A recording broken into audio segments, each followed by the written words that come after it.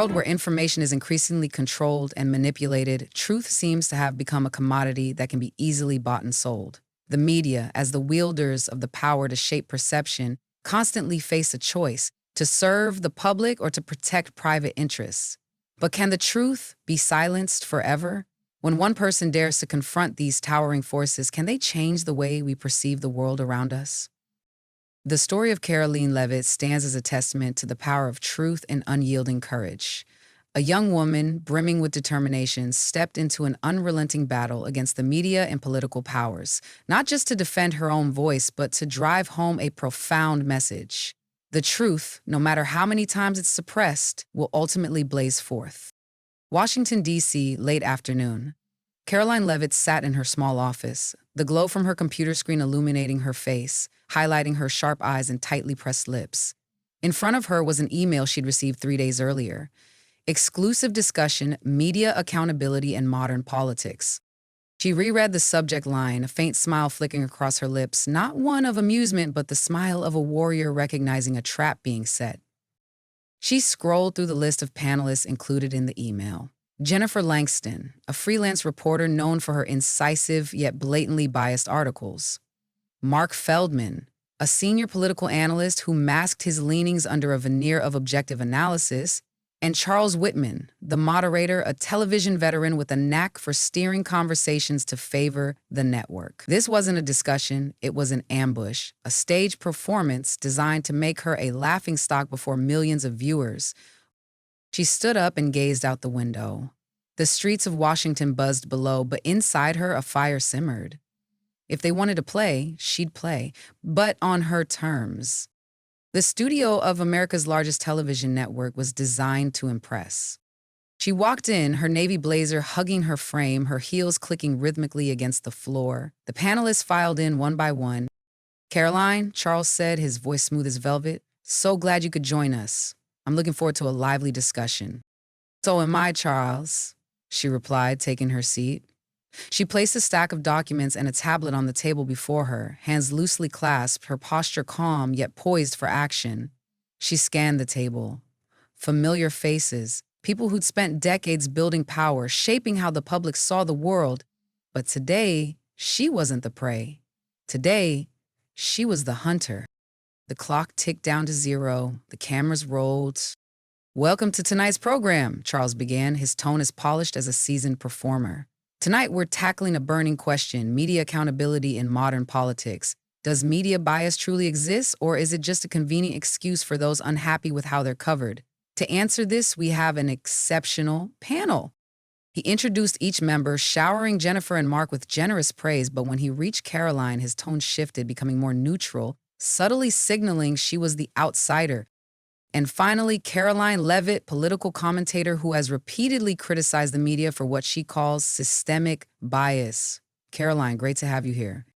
Karoline offered a slight smile, her eyes never leaving Charles.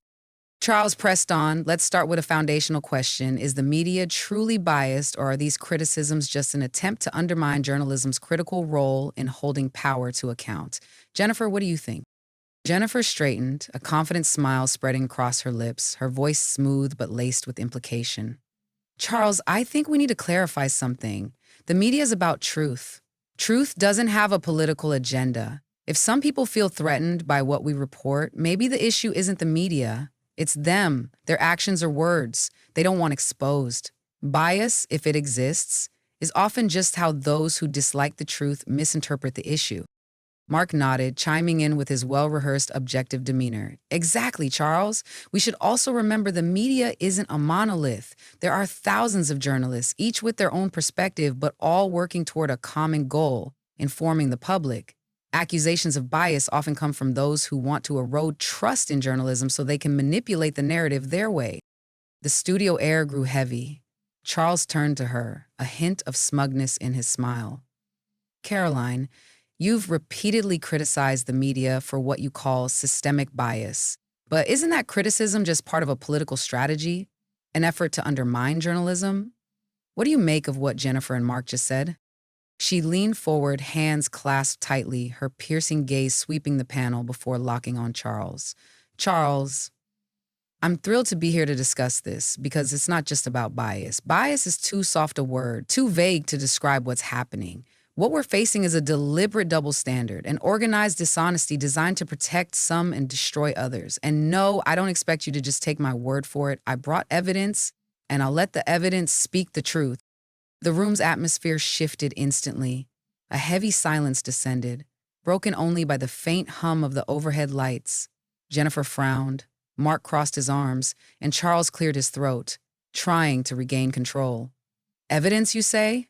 he asked, his voice still smooth but tinged with tension. Karoline nodded, resting her hand on the stack of documents in front of her. "Yes, Charles. I didn't come here to play word games. I came to put the truth on the table. Truth you can't twist, can't edit, and can't ignore." Karoline opened her stack of documents. The camera zoomed in, focusing on her. "Over the past 6 months," she began, her voice calm but sharp as a blade, "we've seen major media outlets, including this network, report with outrage on certain political figures, using loaded terms like dangerous, divisive, even inciting violence. But here's what's interesting. When politicians you favor use that same kind of rhetoric, suddenly you churn out lengthy explainers, justifying it as misunderstood context or a necessary response. Why the difference, Charles? If language is truly dangerous, it has to be dangerous for everyone, not just for those you don't like."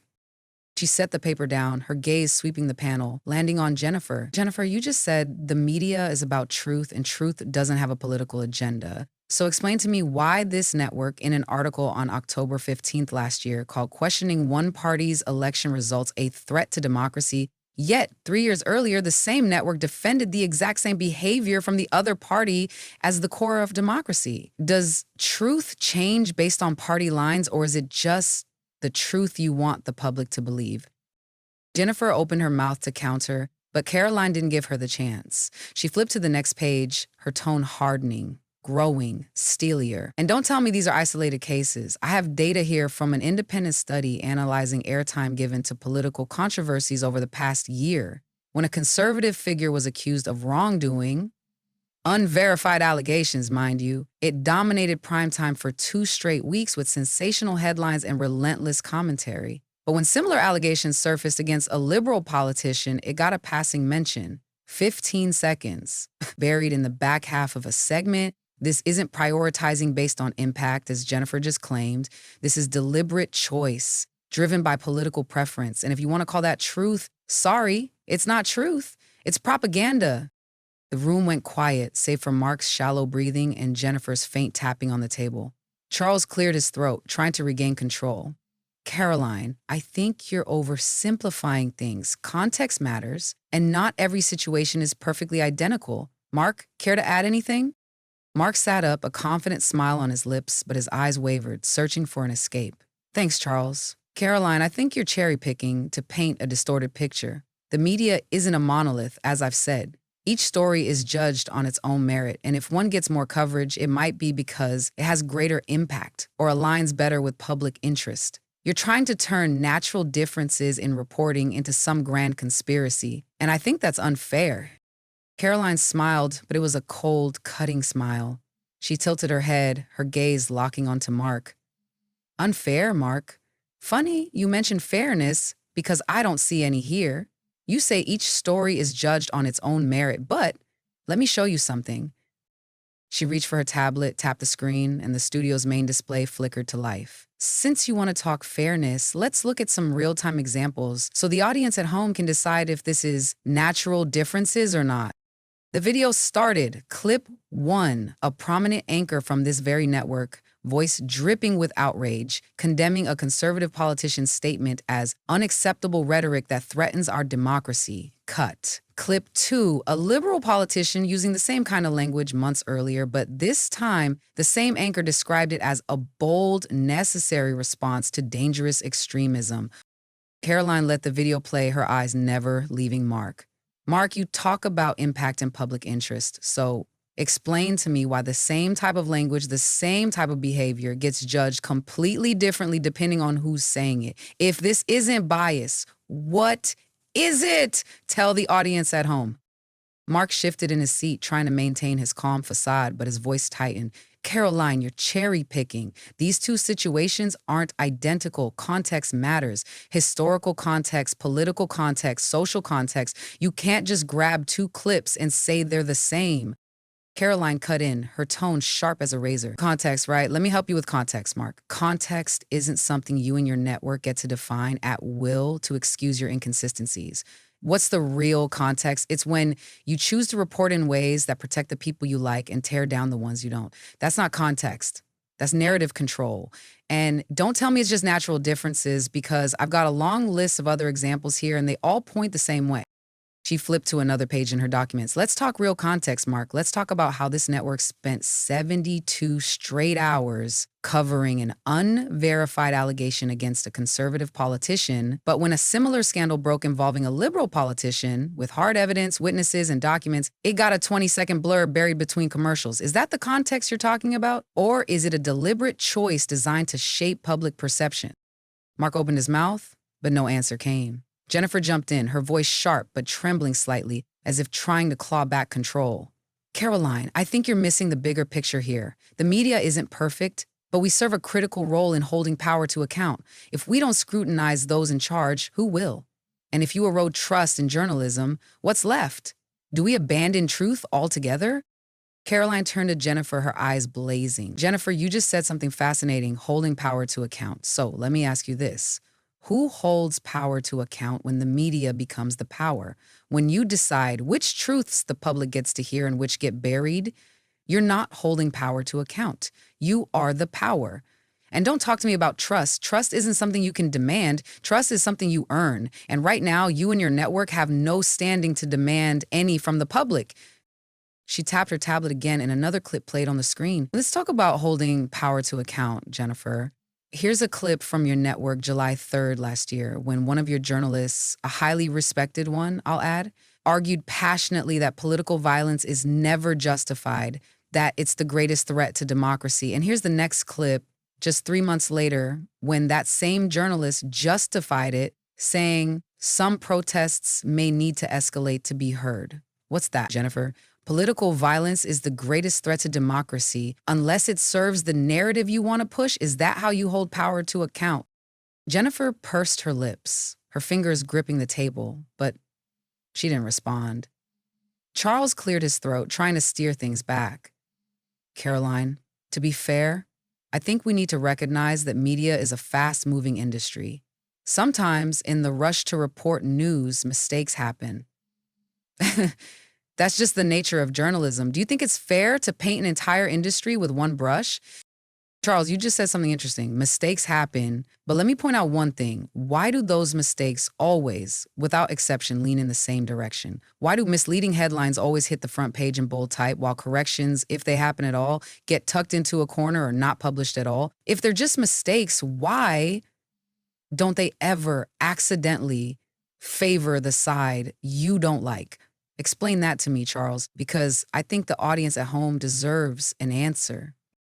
Charles blinked, his polished smile starting to crack. Well, Karoline, I think you're making a very broad argument, and maybe we need to get back to the core issue here. The media has a role in keeping the powerful accountable, and if we don't do that, what happens? What's the alternative? Karoline smiled, but it was a cold, dangerous smile. Charles, I'm happy to answer that, because you just hit the heart of it. What's the alternative? The alternative is an informed public, one you don't manipulate, one you don't shape reality for. The alternative is a system where the media doesn't get to play both player and referee, where you don't get to decide which truths live and which get buried. She reached for one final document, her voice rising, forceful, like a hammer striking down. And let me be clear, Charles, accountability doesn't just apply to politicians. It applies to you. When you kill a story, like the whistleblower story, this network sat on for 6 months until undeniable evidence forced you to report it, you're not holding anyone accountable. You're protecting power, but not the public's power, your own. And don't tell me it's just a mistake, because I've got a leaked internal memo right here from this network instructing reporters to downplay a specific scandal because it might feed the wrong narrative. What's that, Charles? Is that the accountability you're talking about? She held up the memo, letting the cameras capture it clearly, and the room fell into a deathly silence. Jennifer pursed her lips. Mark stared at the table, and Charles, for the first time in his seasoned career, looked like he wanted the show to end right then and there. Karoline didn't relent. And if you think I'm just talking about isolated incidents, let me show you this. Here's a list of major retractions and corrections made by top news outlets, including this network, over the past 5 years. And let me point out one thing. Why do all these mistakes, every single one, always lean in one direction? Why do the retractions always come too late, after the damage is done, after the public's been misled? Why do fact checks apply one standard to one party and a completely different standard to the other? And don't tell me it's just errors, Charles, because if they were truly errors, they wouldn't always, never once, favor just one side. She set the document down. You're not just reporters. You're not just messengers. You're narrative engineers, reality shapers. You don't inform the public, you manipulate them. And the saddest part is you do it with the arrogance of people who think the public is too dumb to notice. But let me tell you something, Charles, Jennifer, Mark. The public isn't stupid. They're waking up. They're seeing the truth. And when they do, this system you've built, this system based on control, based on manipulation, it's going to crumble. The room plunged into a deathly silence. Charles exhaled slowly, his professional smile completely gone. Well, I think we've had a very spirited discussion tonight, he said, his tone strained, like he was trying to end a nightmare. But Karoline wouldn't let him off that easily. No, Charles, she said, her voice sharp and commanding. Don't try to downplay this. This isn't just a discussion. This is a reckoning. And I think the audience at home deserves the truth, not what you want them to believe. Charles blinked, no response forthcoming. The cameras cut off. The mics went dead. Karoline sat still, composed, unfazed, her gaze sweeping the room, noting every reaction. She'd seen this before, how people respond when they lose control, when the narrative they've so carefully constructed unravels right in front of them. A producer, a woman with a tight ponytail and an even tighter expression, strode briskly onto the set, headset still clipped to her belt. We'll trim that segment for the online replays, she said, her tone curt but with a faint tremble. Edit it for clarity. Karoline nearly laughed. Edit it for clarity? She echoed, her voice dripping with sarcasm. You mean damage control, don't you? But I'm afraid it's too late for that. The full broadcast is out there, and nothing you do can erase it. The public's seen the truth, and they'll keep seeing it, no matter how much you slice it up. Jennifer whipped around, her face flushed. You act like you've just exposed some grand conspiracy, Karoline, but all you've done is play gotcha with clips. You think that's going to change anything? The public will forget this in a week. Karoline met her eyes, her stare piercing and unwavering. Jennifer, if you weren't hypocrites, there wouldn't be any gotcha moments to clip. And don't talk to me about the public. They're not as stupid as you think. They're fed up with the lies, the manipulation, your arrogance, and if you think they'll forget this, you're underestimating them and underestimating me. Jennifer's mouth opened, but no retort came. A low murmur rippled through the crew, some avoiding eye contact, others glancing at Karoline, not with disdain, but with something closer to respect, maybe even fear. As Karoline walked out of the studio, her phone erupted. Missed calls, notifications piling up so fast the screen lagged. Within hours, the network rolled out carefully edited clips, shortening the segment, cutting the hardest hitting parts, trying to soften what had happened. Articles popped up calling it a tense exchange instead of the outright humiliation it was. But it didn't matter. The full, unedited version was out there, copied thousands of times, spreading like wildfire across the internet. By evening, cable news started reacting. Some spun it, others ignored it, but independent media, online voices, they were having a field day.